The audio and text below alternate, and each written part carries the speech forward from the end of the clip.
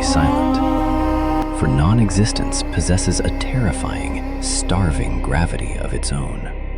Order cannot slay the abyss. Only absolute, unyielding violence can hold back the end of time.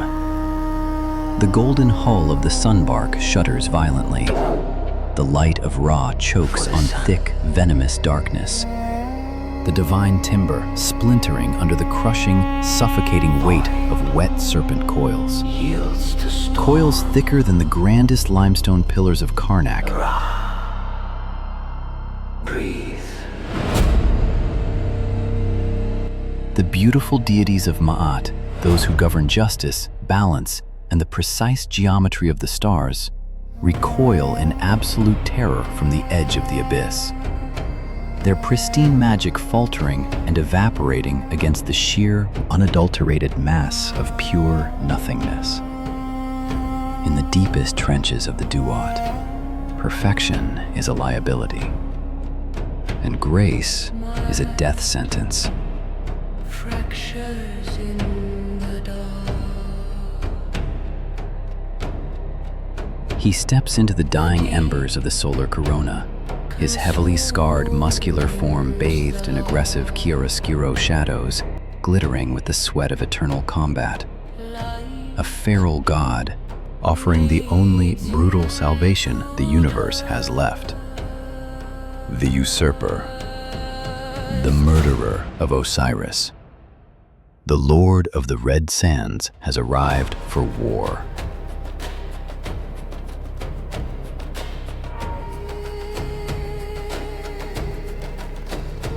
Gripping a massive weapon forged within the violent heart of desert storms, Seth does not kneel. He does not pray for peace. Instead, he roars a challenge into the pitch-black void, his blood boiling with the chaos required to face the serpent Apep. The universe does not survive the night through gentle hymns, but through the swinging of the butcher's blade.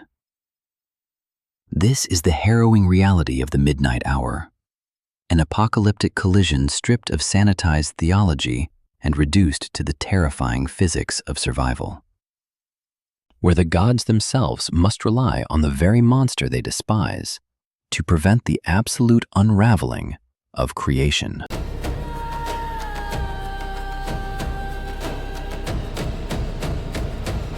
Welcome to the 7th hour of the underworld, where light goes to bleed and die.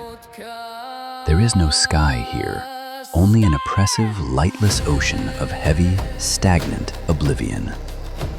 It presses against the failing magical barriers of the Mesectet, threatening to swallow the aged sun god and drown the entire architecture of existence in an eternal, formless deep. Every breath drawn in this suffocating dark tastes of copper, ash, and the metallic rot of the unborn world.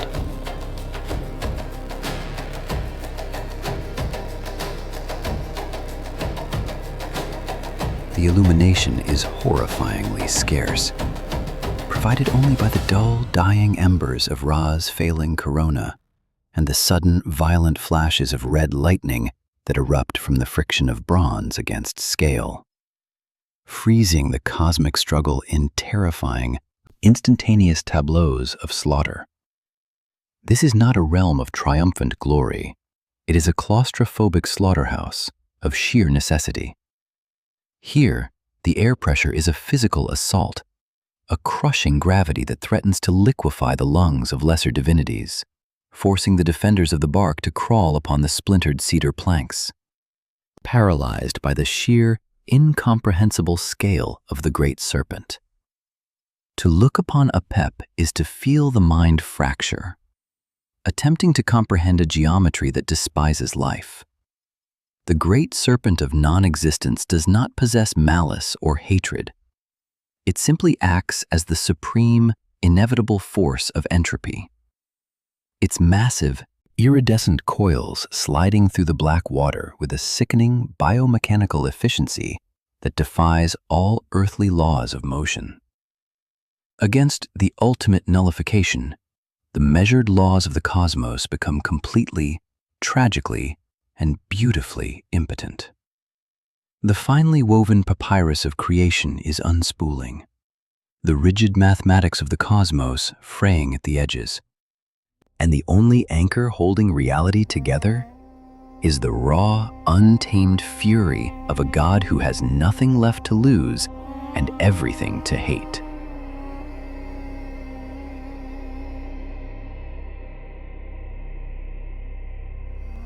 Behold the tragic paradox of the outcast, condemned to save the very ones who scorn his name. In the mortal realm baking beneath the midday sun, the priests of Egypt curse his legacy, chiseling his image from the monumental stone and blaming his chaotic breath for the blistering, devastating desert winds that scorch the fragile crops of the black earth. He is the murderer of the perfect king, the eternal usurper who wears the crown of famine and despair.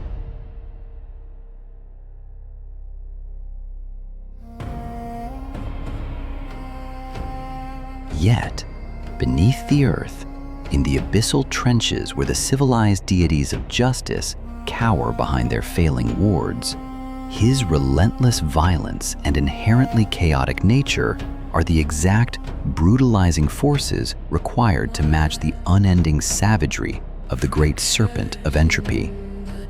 The universe absolutely demands a monstrous guardian to hold the absolute darkness firmly at bay. Notice the terrifying physical toll upon his immortal frame. The gold dust clinging to his violently scarred musculature is darkened by the thick soot of the underworld. His feral eyes wide with an exhaustion that spans millennia of unacknowledged, cyclical, and agonizing sacrifice. Every night he bleeds out to preserve a dawn that will only rise to condemn his very existence once more.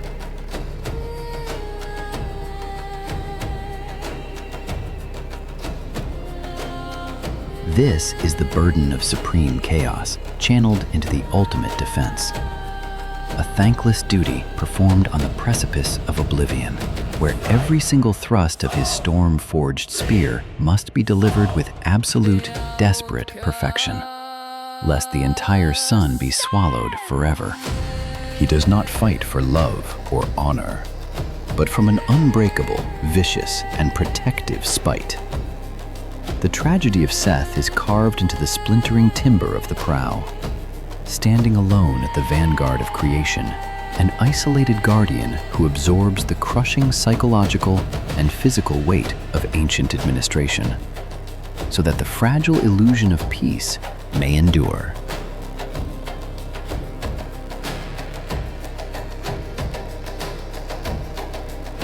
The final magical barrier shatters into dust. The serpent strikes with the crushing weight of collapsed stars. The abyssal water explodes upward as a pep lunges from the suffocating darkness, its maw wide enough to consume the horizon, revealing rows of fractal obsidian teeth that absorb the dying light, driving forward with an inescapable, crushing momentum designed to eradicate all conscious thought. Time itself seems to abruptly halt, paralyzed by the sheer terror of the rapidly encroaching, starving void.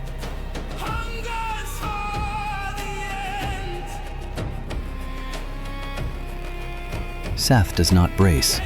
He launches his battered frame directly into the cavernous throat of the beast, his immense, storm-forged spear screaming as it tears through the impenetrable, wet, iridescent scales of the serpent, in an agonizing eruption of violent, blinding red lightning.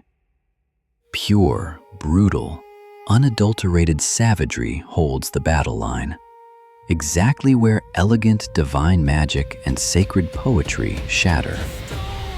The impact sends a shockwave through the dead waters. The colossal forces of absolute entropy and supreme chaos colliding with a deafening, metallic shriek that reverberates through the splinters of the divine hull, shaking the very foundations of the fragile, carefully administered, ancient universe. The unimaginable agony of the impact tears through his divine flesh.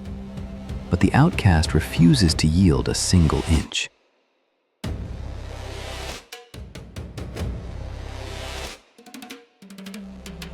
He twists the massive bronze shaft deep into the unnatural flesh of nothingness, anchoring his bloodied boots into the breaking cedar planks, leveraging his eternal, feral hatred against the crushing gravitational pull of the beast, until the serpent is forced, agonizingly, to retreat backwards. The midnight hour is brutally conquered. The sun god lives to bleed across the sky for another day. The immediate threat dissolves back into the black water with a sickening slide of heavy coils, leaving behind a profound, terrifying silence, broken only by the ragged, exhausted breathing of the Lord of the Red Sands as he lowers his fiercely smoking, blackened weapon.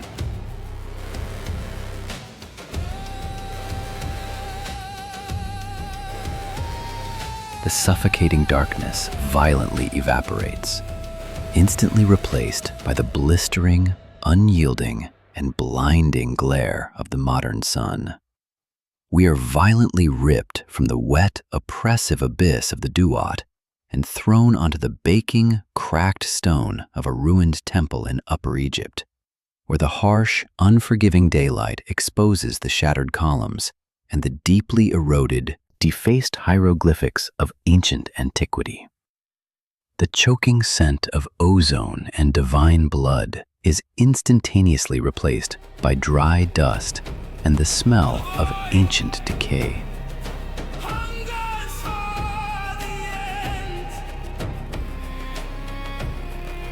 Here, amidst the crumbling administration of a dead empire, the name of the chaotic god is ritually erased from the limestone records. His image violently chiseled away by the very priests who slept peacefully under the protective canopy of his brutal midnight vigilance. The mortal realm remembers only the terrible famine, willfully and completely blind to the agonizing cosmic salvation. Millennia of desert winds have scoured the monuments clean, reducing the profound, terrifying sacrifices of the underworld into sanitized textbook mythology, completely divorcing the sterile academic study of the ancients from the visceral, crushing psychological burden carried by those who actually maintained existential order. The casual tourists capture the beauty of the preserved sun, entirely ignorant of the slaughter required to raise it.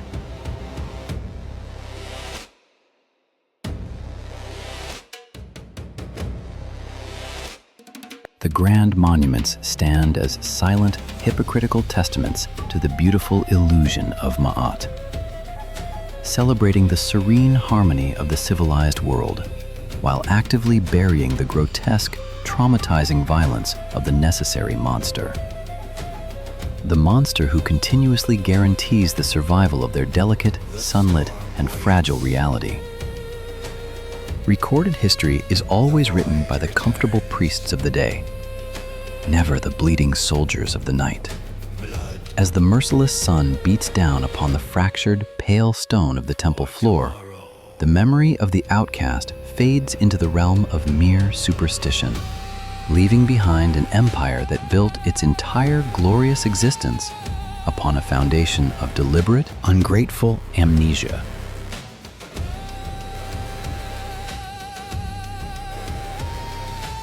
True order is never a peaceful, natural state. It is a towering fortress built exclusively upon absolute violence. Do not look upon the serene statues of the pharaohs and comfortably believe that the equilibrium of the universe is maintained through righteous prayer or harmonious administration, or the delicate, flawless strokes of the royal scribe, meticulously recording the bountiful harvests of the inundation. Peace is merely an artificial construct, a luxurious temporary canopy purchased nightly with the heavy currency of divine suffering.